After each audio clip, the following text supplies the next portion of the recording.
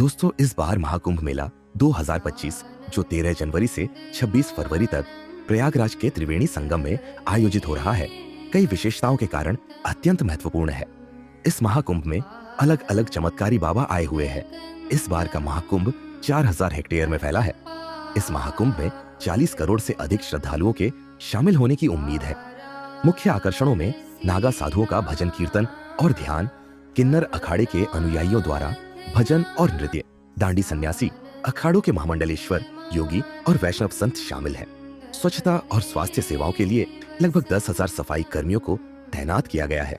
1,50,000 शौचालय और मूत्रालय स्थापित किए गए हैं और 24 घंटे चिकित्सा सेवाओं के साथ 100 बेड का अस्थायी केंद्रीय अस्पताल स्थापित किया गया है। महाकुंभ 2025 में श्रद्धालुओं की उपस्थिति ने कई रिकॉर्ड तोड़े हैं। 13 जनवरी से शुरू हुए इस महापर्व में मात्र 10 दिनों के भीतर 10 करोड़ से अधिक श्रद्धालुओं ने पवित्र त्रिवेणी संगम में स्नान किया। विशेष रूप से मकर संक्रांति के दिन लगभग 3.5 करोड़ श्रद्धालुओं ने अमृत स्नान किया, जो एक दिन में अब तक की सबसे अधिक उपस्थिति मानी जा रही है।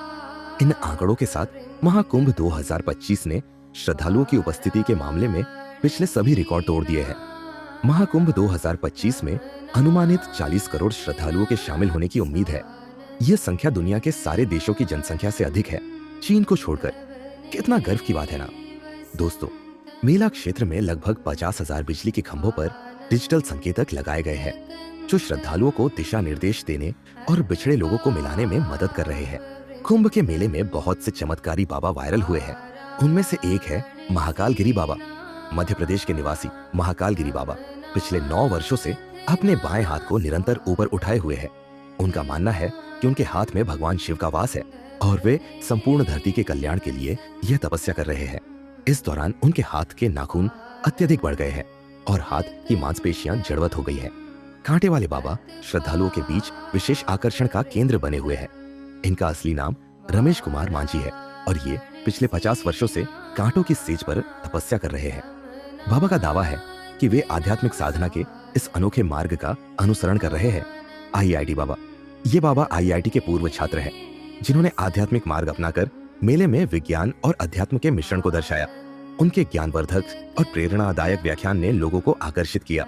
चाय वाले बाबा ने महाकुंभ में ध्यान चाय के माध्यम से लोगों को शांति और ऊर्जा प्रदान करने का अनूठा तरीका पेश किया। उनकी चाय की विशेषता यह थी कि वह ध्यान और सकारात्मक ऊर्जा का प्रतीक मानी गई। कबूतर वाले बाबा। ये बाबा अपने चारों ओर कबूतरों को एकत्रित कर आध्यात्मिकता और प्रकृति के प्रति प्रेम का संदेश देते हैं। उनके साथ कबूतरों का जुड़ाव देखने लायक है। रुद्राक्ष बाबा।